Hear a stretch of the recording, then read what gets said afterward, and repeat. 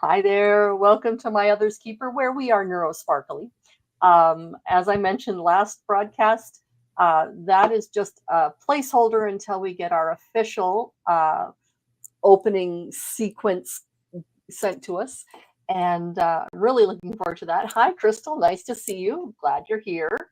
Um, I'm going to point this out again just because, well, I can, and it is still October. This is my, there we go, there's a good color of it. This is my breast cancer awareness ribbon that was made for me by a lady at a trade show that I met about a year ago. And you will notice in the bottom here, it's got a very light blue color, and that is to give honor to my two brothers-in-law, my husband's older brothers, who've both had and conquered breast cancer. So yeah, men have boobs too. Yeah, And it's very rare you hear about it, but it has been known to happen. Yes, actually, I looked up the statistic. It's only 1% of breast cancers. Mm-hmm. But when you have millions of women getting breast cancer, that means you have thousands of men Yep. getting breast cancer. And unfortunately, they find it so much later because they never think to look, right? Yeah, exactly. Yeah, their mom died from it in the 70s Mm. when my husband was only about 6 years old. And so, yeah, it was rough. Ooh, I bet. Yeah.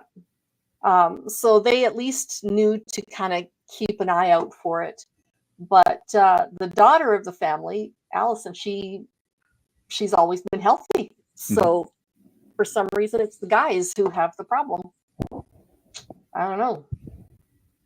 So yeah, that's a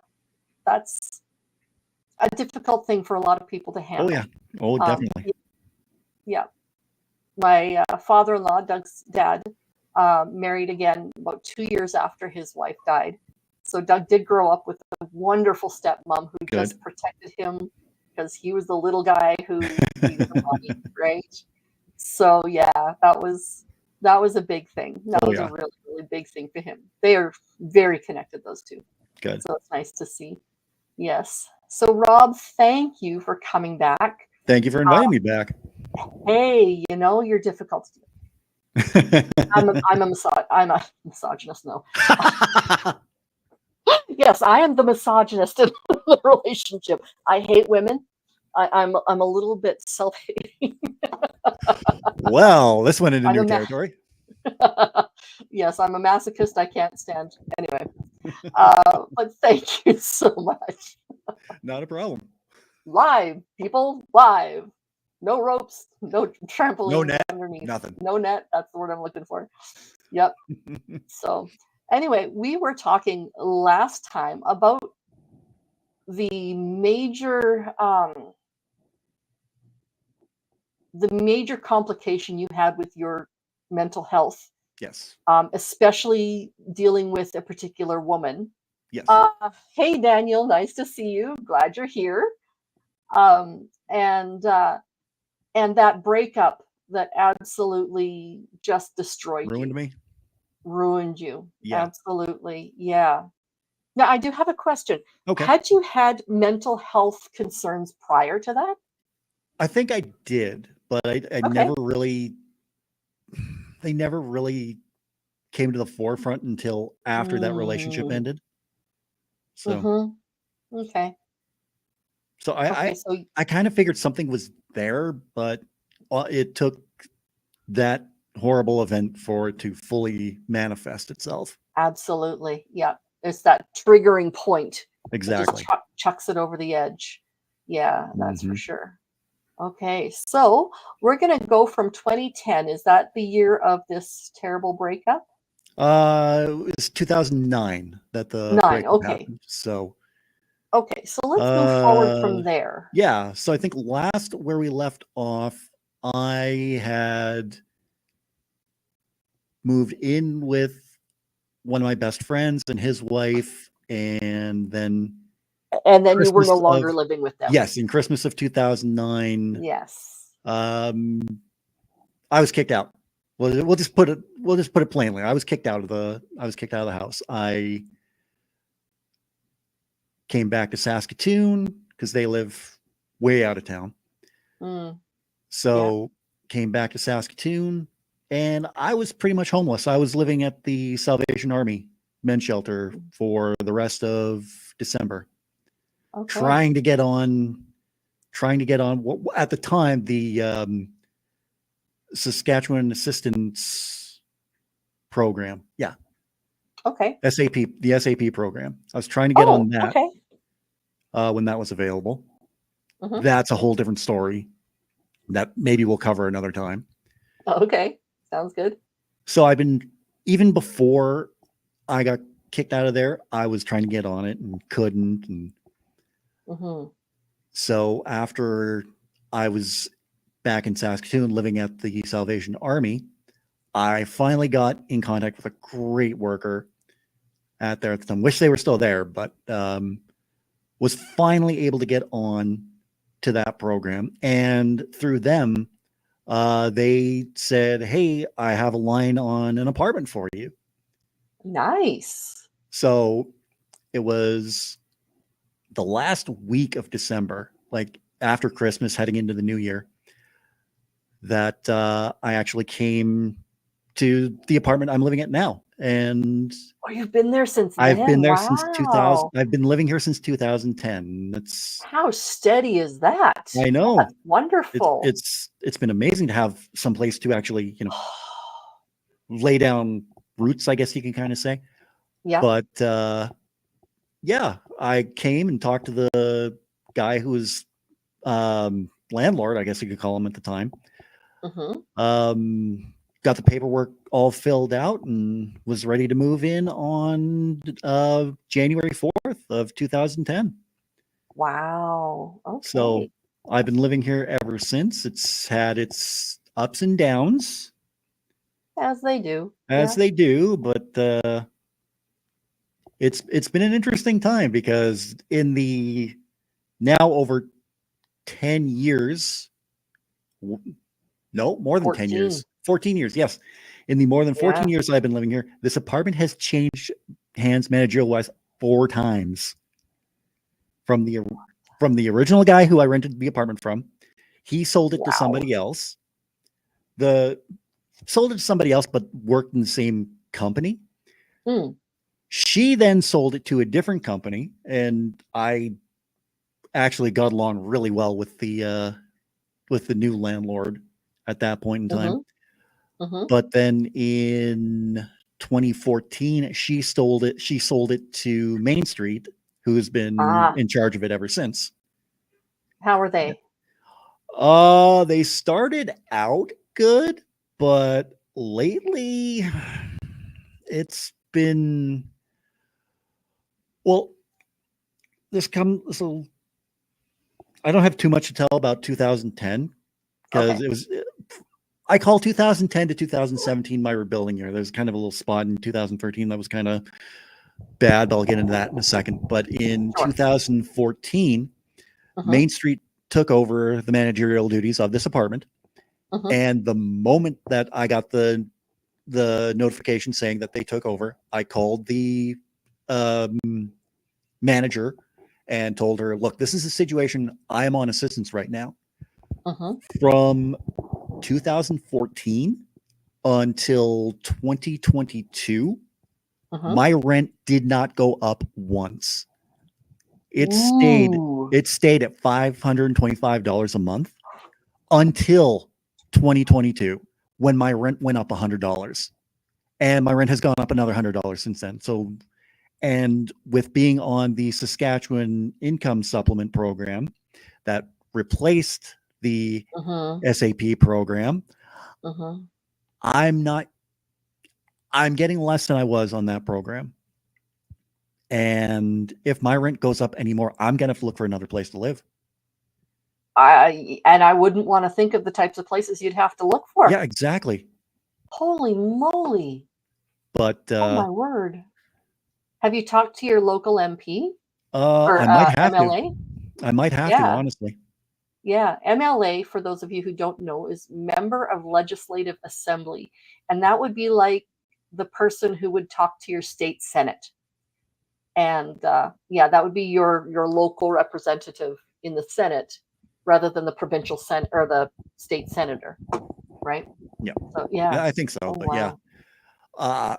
might be something I'll have to look into if my rent goes up Mm. anymore. Right now, I'm just barely getting by paying $725 a month. But even then, that only leaves me with about $280 a month for all my bills and groceries. And it gets to a point where I'm like, okay, do I eat or do I pay my power bill? Like right now, my power bill is like 2 months behind. Oh my So, word. and I'm just getting caught up on my wireless bill. Oh man. But that's Yeah. that's another topic for another day. But Mm-hmm. yeah, when they say things are tough all over, like at They really least are. I can cover my rent. So at least I have a place Yeah. to live. I might not have power in a couple months, but That would be bad in the winter that would here be in very bad in the winter. Saskatchewan. Yeah. Yeah. And you know, Ooh. what good is internet being up to date on my internet bill when I don't have power? So That's right. Exactly. but Yeah. yeah, like I said, that's another topic for another day. So we'll get back to the main topic at hand. So like I said, 2010 to 2017 was kind of like rebuilding years for me. During that time at the beginning of 2010, I was on, I can't remember what medication it was on. I want to say Effexor. It's an antidepressant. Mm-hmm. That It was comes really, in a capsule. yes. Yep. Yes. Effexor comes in a capsule. So that was doing really well for me. Like I had been on a couple different medications beforehand. Paxil, not to use brand names or anything, but Paxil, the first time I tried that, it left me as a zombie.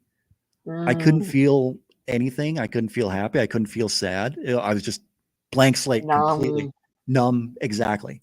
Yeah. And then I was on, after my suicide attempt in 2009, I was on Celexa. Oh. And that left me on the floor in the fetal position, crying my eyes out. That's kind of counterintuitive, Yeah, isn't it? Isn't it? So when my Let's doctor, say that one didn't work. No, that one didn't work at all. So when my doctor put me on Effexor, it leveled me out. It made me feel normal. So Yep. So after about a year on that, maybe less.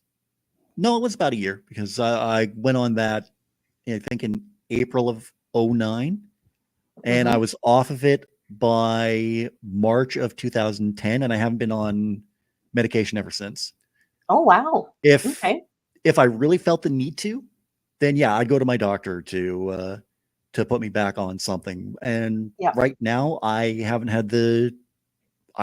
felt the need to go back on medication. Like one of the things we do say in the group is that any form of help is good, be it talking to a therapist or going on medication, things we highly encourage. So right. I got a hair in my eye. But yeah, so from 2010 to 2017, I kind of call it like going on a roller coaster. I had my ups and my downs. I had more ups, more downs than I had ups, but I did have the ups. So by that point in time, I wasn't suicidal. Oh, good. So I chalk that up as a win. I'm just going to ask you a question about coming off of Effexor. Sure. When you came off of Effexor, did you do it with the assistance of your medical team? Yes, I did. My doctor weaned me off it. Like I didn't just go cold turkey. I was taking lower doses as time went on to the point where I didn't have to take it anymore. Okay. So no, it wasn't a cold turkey thing like the other two. Because I know it can be dangerous. I've heard the horror stories about going on withdrawals with antidepressants. So like I said, it was like a roller coaster, more downs than ups. keep trying to confuse the two. I wish there were more ups and downs, but Wouldn't that be nice? you know, I did have my ups during the time, so that was really nice. Good. Around about, I want to say, Thanksgiving of 2012, Hmm. my family and I started noticing some unusual things going on with my mother. Like Ooh. nothing, like nothing mentally. It was more physically. Like her walking was getting slower, and she Okay. was in a lot more pain. And we didn't know what was going on. She didn't know what was going on. It was like, Yeah. oh, I'm just really hurt, like right down around here. And that should have been the first clue in my mind, because my mom had like really bad cancer, like right around down in that area. So Oh, wow. that should have tripped off something right away. But Yeah. that didn't even cross our mind, because about a few, like 8 years prior, she went in for radiation treatment to get the cancer cells all obliterated. But Mhm. make a long story short, it returned. Ooh, So, that's rough oh yeah, and and painful. oh, it was like by the summer of 2013, she had to use a walker. Like, this woman was one of the strongest women that there ever was, Right. and now she's using a walker to get around. It's like, something ain't right here, Mom. Yeah. Something wrong with this picture. Yeah, it finally got to the point where our suspicions became true, Mm. and we found out that stage 3 cancer. Yep. And by that point, it was like there was nothing they could do at that point. So, Wow. So where was it she had the cancer? Was it colon? Was it stomach? no, it wasn't colon, but I don't. I'm trying to remember, because I I call myself an anomaly, Mm. because I shouldn't be here. Oh, okay. Because the reason I say that is because when my mother was pregnant with me back in 1979, she Hmm. had cervical cancer. Whoops. Yep. Oh, wow. So Okay. she even had doctors telling her that she Terminate the should pregnancy terminate and the take pregnancy. Yeah. treatment. Yeah. And she was like, no, I'm not terminating this pregnancy. And so, I'm glad you're uh, here. yeah, so am I. A few years ago, I wouldn't have said that, but Yeah. right now, I'm in a much better Yeah. place. But Awesome. we'll get to that point in the story eventually. So I think it was, I think she had a complete, I might be wrong here, but I think she had a complete hysterectomy after I was born. Hmm. But the cancer returned somewhere in that area. I'm Okay. not entirely sure where it was, but it returned in that area. Would be her Okay. stomach or her uterus or something. Okay. So early October of 2013, Hmm. we admitted my mother into St. Paul's Hospital, into the palliative care unit. And that is like the last stop. Yep. We knew it was coming.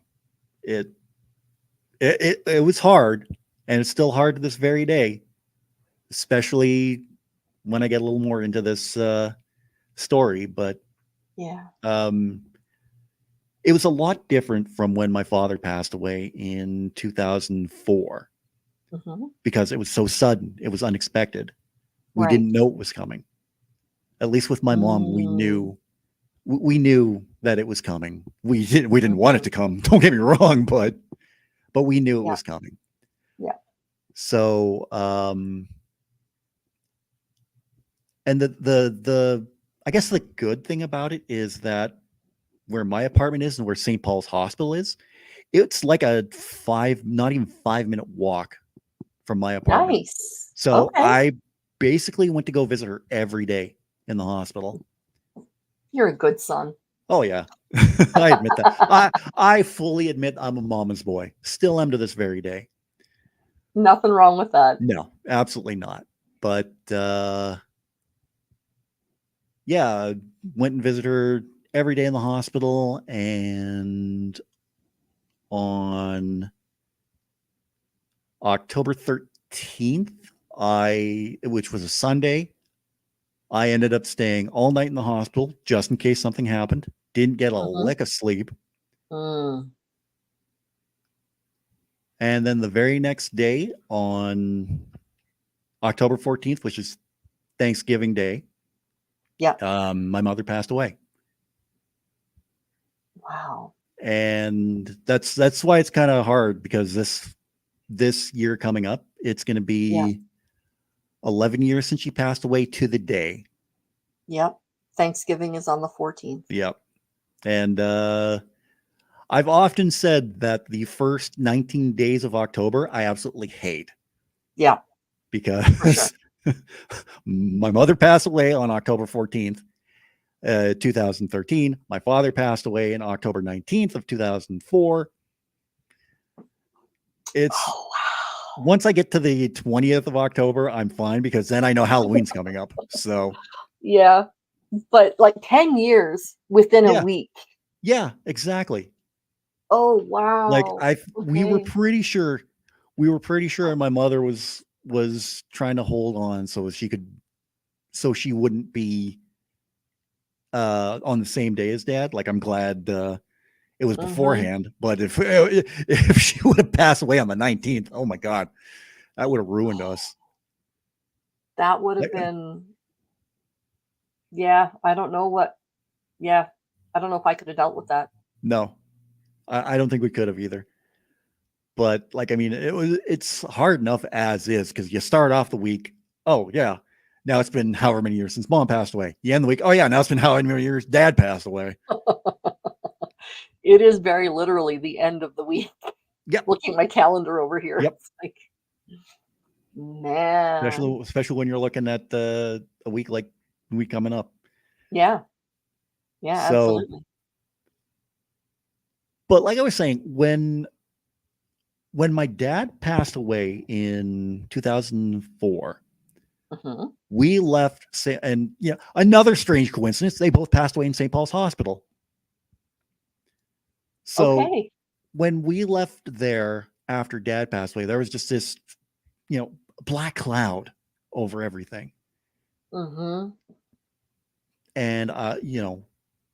my father was my hero, still is to this very day. Nice. I was so ruined. I was watching the last interview I did 2 weeks ago. If you're hearing any noises, that's just my PC. Don't worry about it. Because I was hearing my Discord notices going off. Oh, like, oh no. But yeah, when Dad passed away, it was like the world has ended, everything is crushed. But when my mother passed away, I felt a feeling of peace, because her pain was over, her suffering was over. Like, it still hurt. It still hurts to this very day. Oh, for sure. But it doesn't hurt as much as when Dad passed away. Like, of course. Please remind me what happened with your father. He went in to have an ileostomy bag removed. Right. And he developed a blood clot, and that's what ended his life. Okay. So, but yeah, it was just a strange, I don't want to say strange, but it was just a different feeling. Because I felt, when I walked out of St. Paul's Hospital after my mom passed away, it's just like I took a deep breath in and I felt okay with it. Like, of course, I was still sad. This was my mother we're talking about. But yeah, of course. Since I was like a little kid, I was attached to her hip. But yeah. So it was one of those moments where I wanted to get ahead of everything, just in case I did spiral back down again. Okay. So I went and talked to my doctor about it, and had a good chat with him. And then I went to the old nurses building next to City Hospital. Mm-hmm. They have um, they have the adult services for mental health Mm-hmm. division. So got an itch in my beard. But they told me about an anti-depression workshop that they ran for like 2 months Cool. in 2014. So they were like, we can book you in if you want. I'm like, yeah, absolutely. Let's do this. I want to get this taken care of. Absolutely. Mm-hmm. So did that for 2 months, and that was a good time. I enjoyed doing that. Had a pretty good group of people in there at the time too. Mm-hmm. So when on the last day, I remember they were talking about, and if you need anything else, there's this depression support group that runs every 2 weeks a month, and that'll help you out. And I'm like, okay, well, I might give it a look. So that was 2017. No, sorry, that was 2014. And so we jump ahead in the timeline. So 2014, 2017, everything was cool. I was still grieving over the loss of my mother, of course. Of course. That's going to be something that I'm always going to do. It Oh, always will. Yeah. quick sidebar here. Okay. I think it was during this time, one of my friends, her father had passed away at this point. And she said something to me that really floored me. It was like, after your father passed away, I didn't understand why you were still grieving after so long. But now after my dad passed away, I totally get it now. It's like, wow. You think you're not making a difference, but then something like that happens. Yep, exactly. Like that's exactly. Yeah. Yeah. So 2014 to 2017, everything was good. Everything was okay. I actually, during that time, I went on a trip that I always wanted to go on in 2015. In the summer of that year, I went back to New Brunswick. Hadn't been there since I was like 8 years old. Got to see family again on my dad's side of the family. Yeah. So, well, I went with my my dad's sister, my aunt, and my cousin, who live in Alberta. So they were like, we're going to New Brunswick in end of June, early July. You want to come? You know what? What the hell? Let's do it. Let's go. Come get me. Absolutely. Yep. So went and saw family out there, saw a friend of mine who I'd known for a few years up to that point. And we finally got to meet face to face that summer. So that was pretty cool. Yeah. So yeah, there was that. Let's see, 2016, nothing spectacular happened during that. Then 2017 rolled around. End of 2017. I, along with being on the Saskatchewan Assistance Program, at the time, I'm also still on to this day, the Saskatchewan Housing Rental Supplement. Okay. That kind of helps out with my rent. Right. So December of that year, I'm doing my mandatory report. I do it every quarter. On the phone talking with this person, and they asked me my contact, and I tell them my contact. Oh, this person doesn't live in Saskatoon. No, but it's never been a problem before. Right. It's like, well, unfortunately, because they don't live in Saskatoon, we're cutting you off. No way. It's the dumbest thing that sent me spiraling back down again.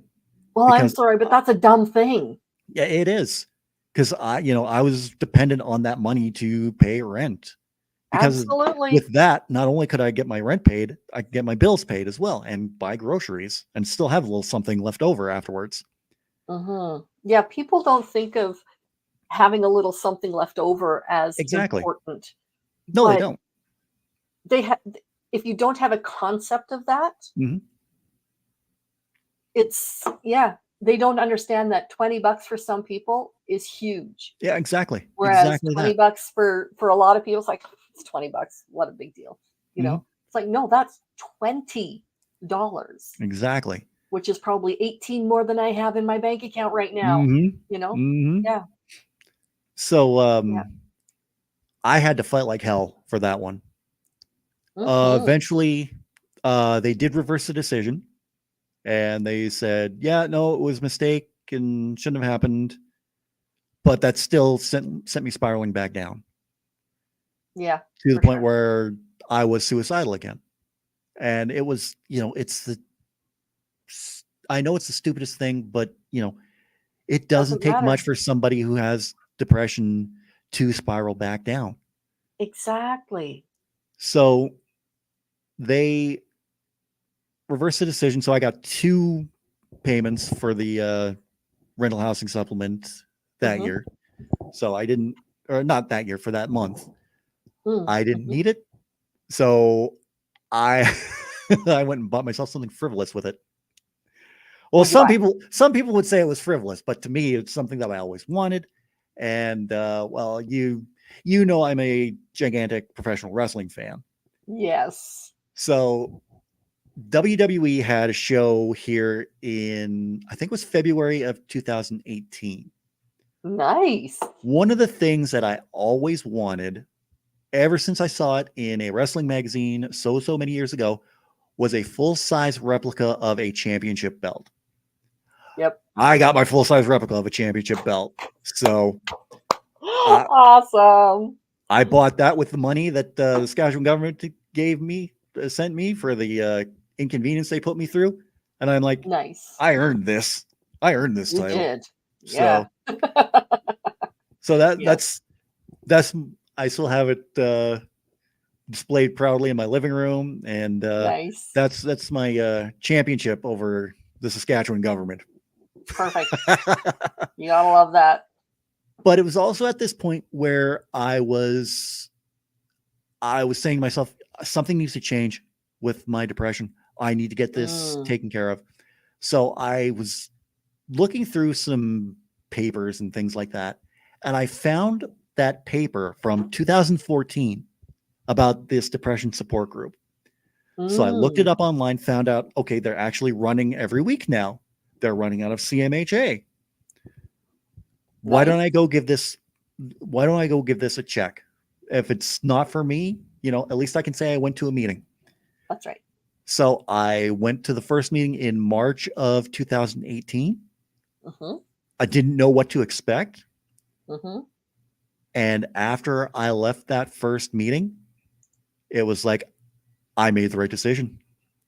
I made the right decision starting to come to these meetings. I'm going to shout out the facilitator. Her name's Marion Elliott. No, not Marion. Sorry. I'm thinking of somebody else. Her name is You're Marilyn. thinking Marion Ellett. Yeah. Yeah. Yeah. Her name is, oh shit, I just lost it. Oh, sorry. Marilyn. Marilyn Elliott. Okay. Fantastic work she does with the depression support group. She's Nice. just one of the most genuine people that I've had the privilege of knowing all these years. Mm-hmm. So I went to that first meeting and it was like, yeah, I made the correct choice coming here. I started Mm-hmm. going to meetings every Wednesday. Mm-hmm. And it was, like I said, it was the best decision that I ever made. The Mm-hmm. people there were so warm and inviting and welcoming, and they helped me so much from that point forward to I'll never be totally recovered from depression, but at least they're helping me management. Yeah. Like during that time as well, a longtime friend of mine had passed away under weird circumstance. I still don't know to this very day what he passed away from, Really? but it was it was nice having that group there so I could talk about it and say, this is a man who meant so much to me that he was like a brother to every one of us that knew him. Mm-hmm. Mm-hmm. So it was nice to have that. So as time went on and I started going to these groups more, I started taking more of a role within the group. Like there was one time where Marilyn wasn't able to attend, and the secondary facilitator, he was like, okay, we have a big group tonight. We're going to split the group into two. Can somebody take another smaller group down and just, do the same thing that we do here? Nobody else is putting up their hand. Like, okay, I'll do it. Yep. So like, okay, Rob, take a smaller group down there, and You got your feet wet. I got my feet wet. Exactly that. So, Yep. so we move on from that point on to the pandemic. Right. So we're noticing something at this point in time. Mm-hmm. There is no outlet in Saskatoon for men to go and talk about Right. their mental health, because there is such a stigma surrounding men's mental health. Yep. And, the old school mentality of, oh, men bottle up, men push it down. Oh, my least favorite phrase is man up. Like, Yeah. man up, I'm telling you to shut up. But yeah. so No, I have a question for you. Okay. Is it easier to man up and hold it in, or is it easier to let it out? Some men would say it's easier to hold it in, honestly, but that's also coming from the old school mentality of men don't show emotion, men don't cry, Right. Men handle their business and things like that. And that's true for some point. Like, men handle their business, sure, but when it comes to mental health, I heard somebody put it so well in one of our group meetings one night when he said, it's better to get it out before it takes you out.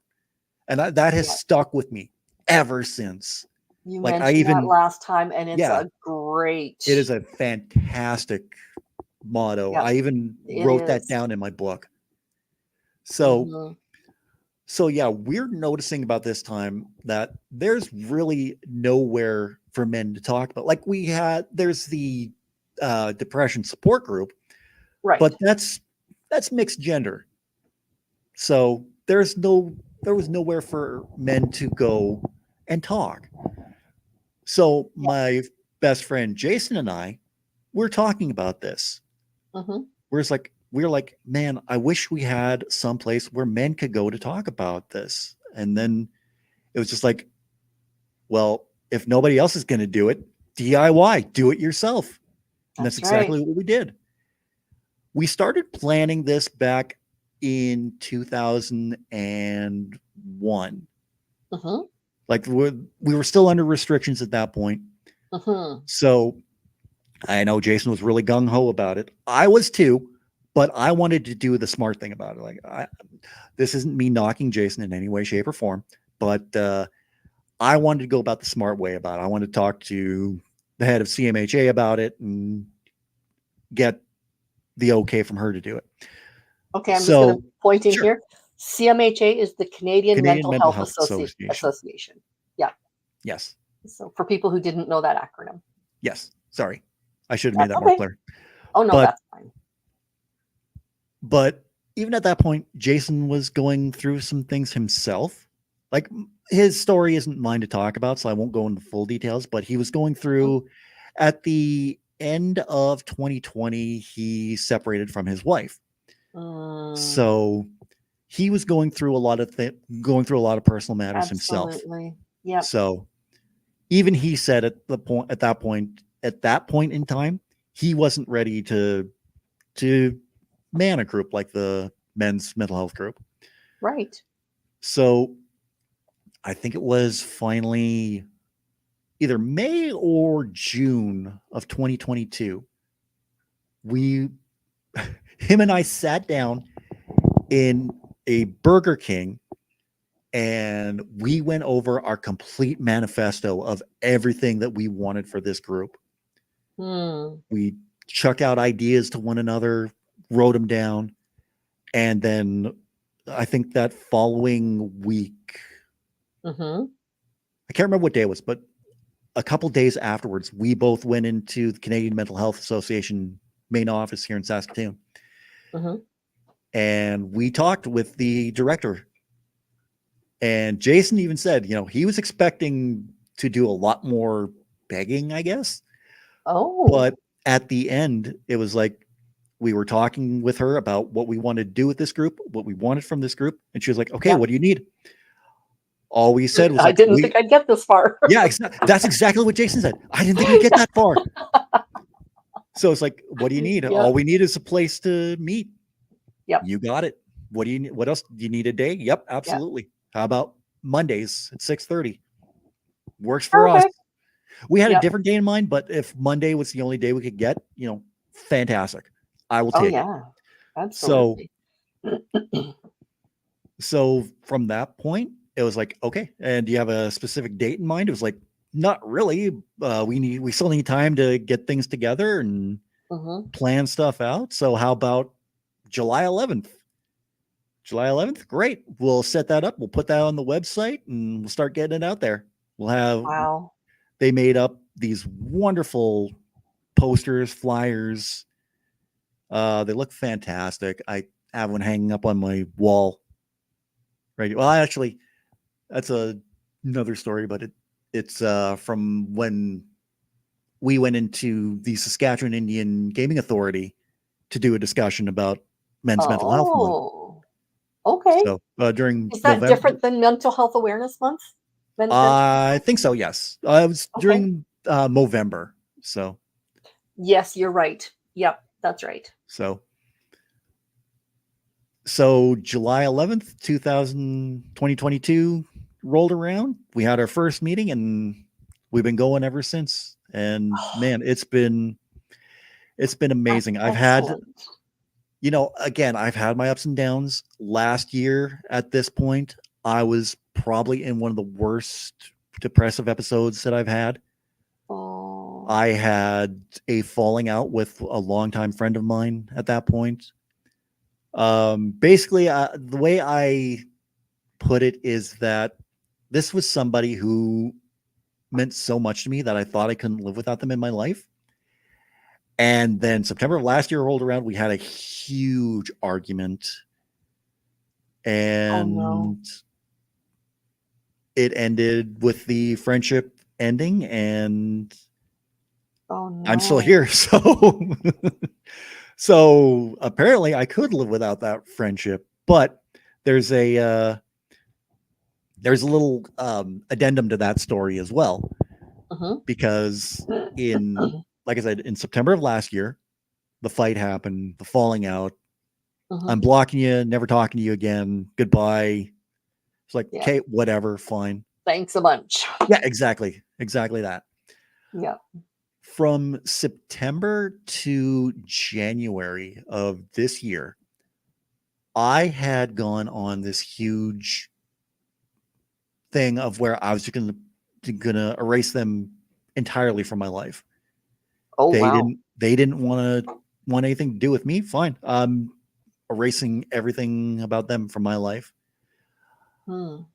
Then February of this year came around and I get a message out of nowhere from this ex-friend of mine asking me how I'm doing. It's like, okay, a little bit guarded. What was? Yeah, exactly that. I was very Once guarded at that twice point. Shy. I was very guarded at that point. Yeah. So I didn't know exactly what was going on. I didn't know if she had her account hacked or what, but why are you talking with me? I thought you never wanted to talk to me again. Absolutely, yeah.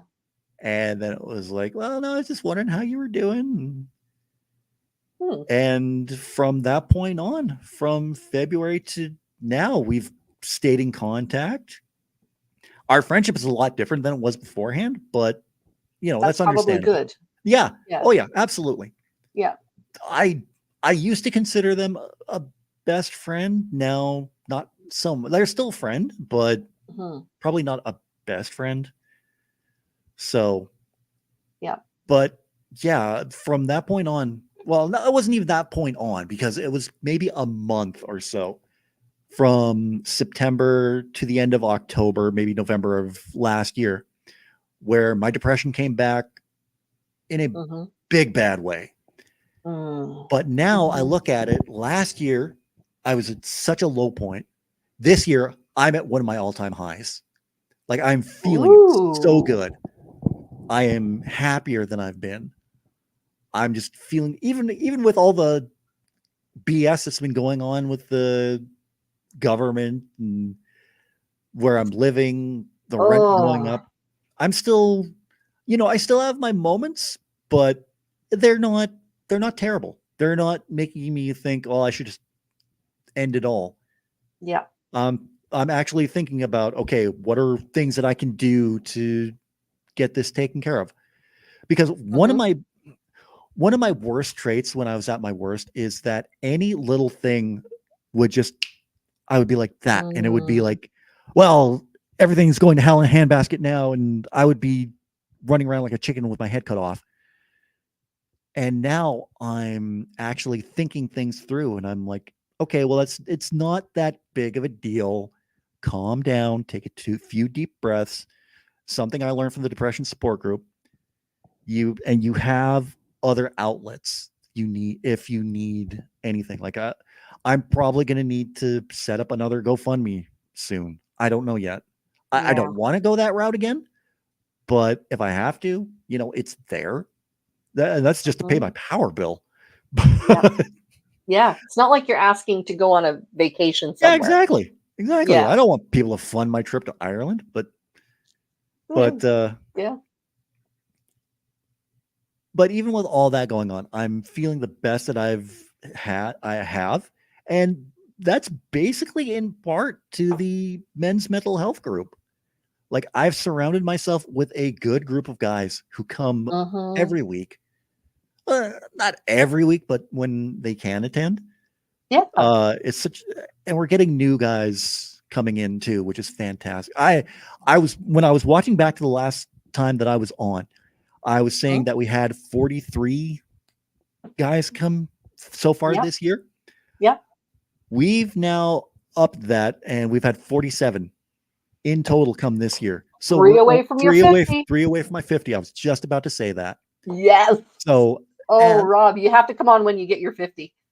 well, we'll see what happens. Yeah. Even if I don't get the 50, 47 guys coming to at That's least a one lot. meeting, that is amazing.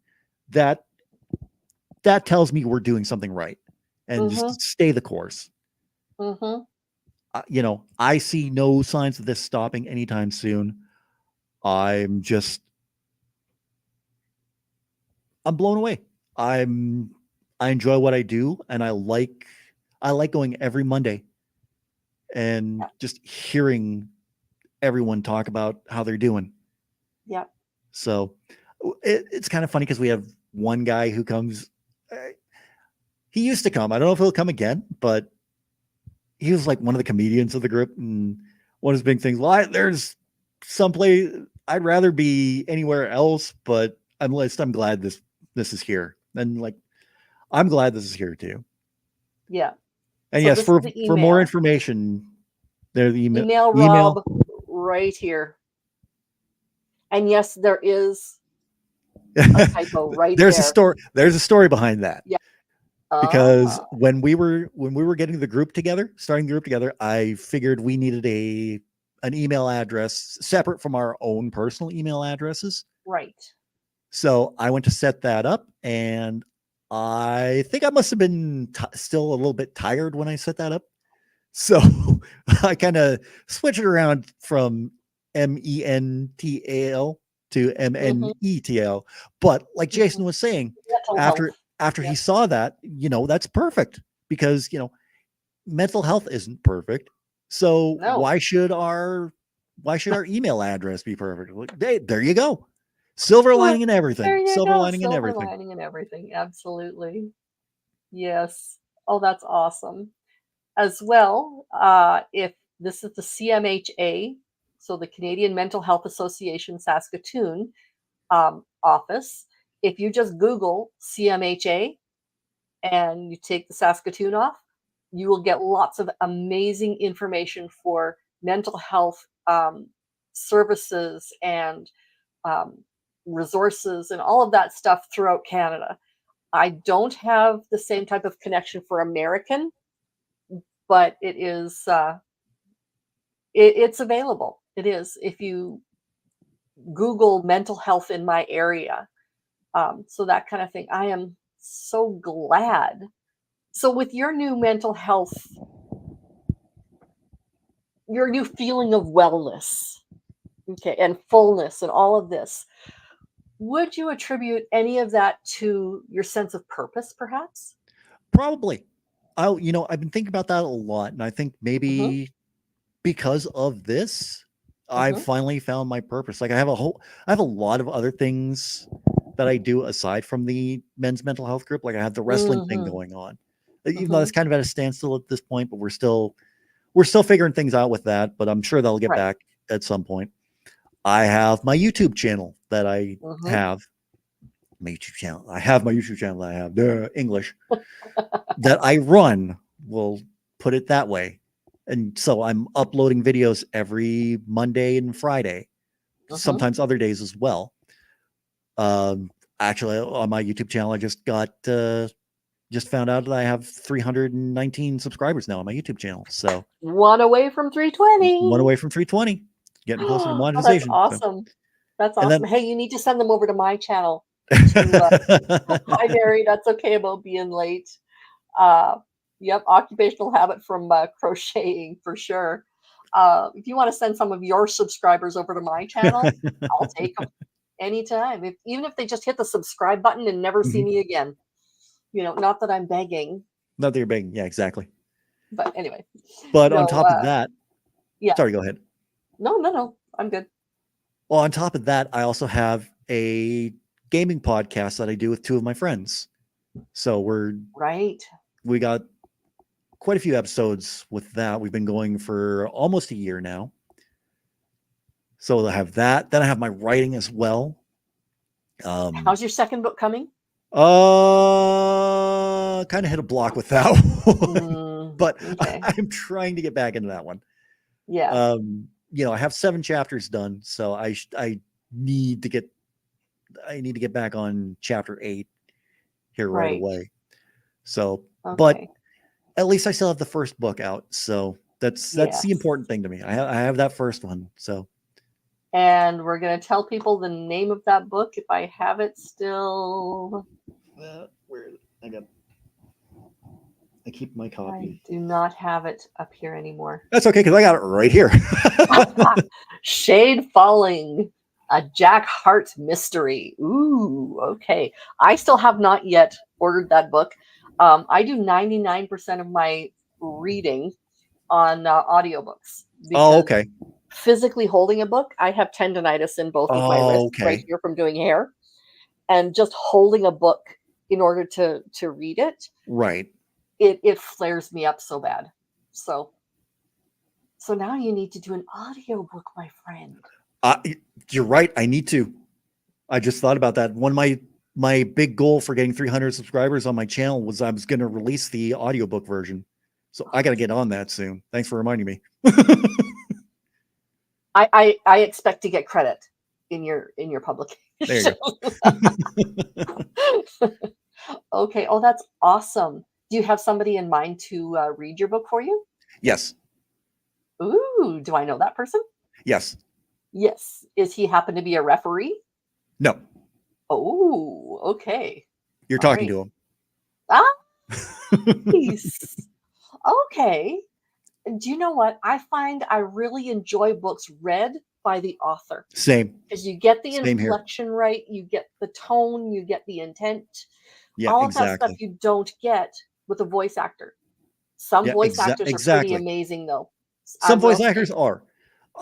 yeah. A couple books that spring to mind that I got the audiobook version from who were read by the actual author. Mm-hmm. One of them was I can't remember the name of the book, but it was by actor Alan Alda, who played Hawkeye in the MASH series. Oh yeah, he's amazing. I could listen to that man talk for forever. Hi, Sandy. The way he read his book was just amazing. And then another one was a singer by the name of Corey Taylor. He's the lead singer for the band Slipknot and Stone Okay. Sour. He's written a couple books that were just amazing. And hearing him read the books it was just so eye-opening. That man is as good of a I'm gonna talker have to and write down writer. some names of these books. Okay, so Alan Alda. I don't know. I think the name of his book was Never Stuff Your Dog or something like that. Okay.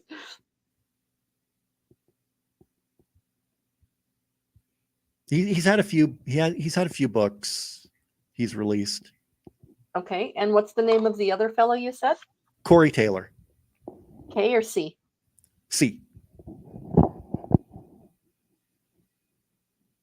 But yeah, as an amazing of a singer Corey Taylor is, he's also very eloquently well spoken and just a phenomenal writer as well.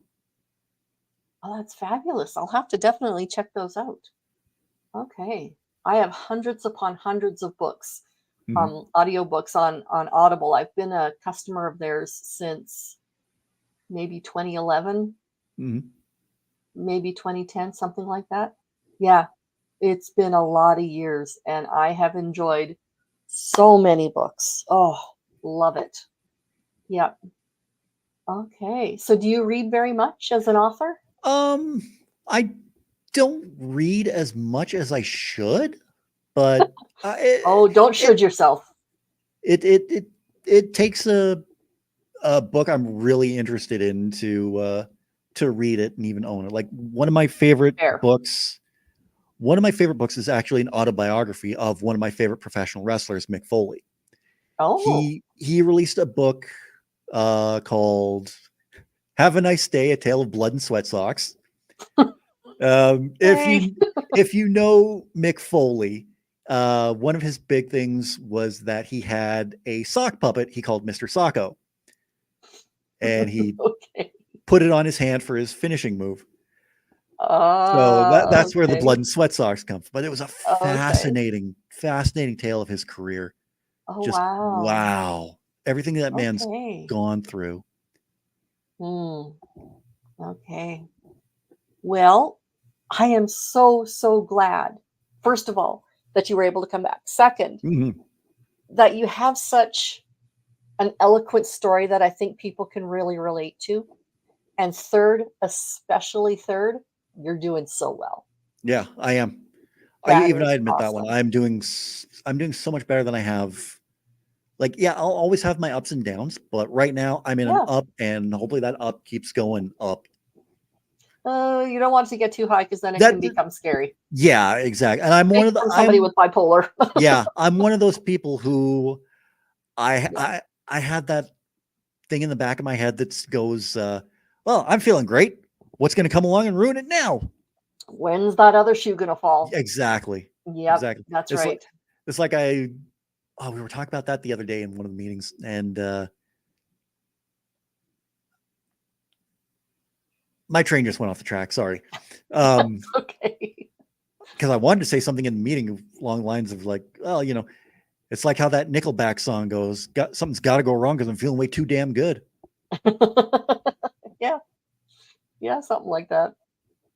But it's one So, of the things where I'm glad I'm still here to talk about it. I know a lot of people can't talk about their depression, and a lot more can't talk about their suicide attempts, and that's fine. yep, If you can't talk about it, that's fine. yep. I am one of the fortunate ones that I'm still here. I can talk about it. I'm not ashamed of it.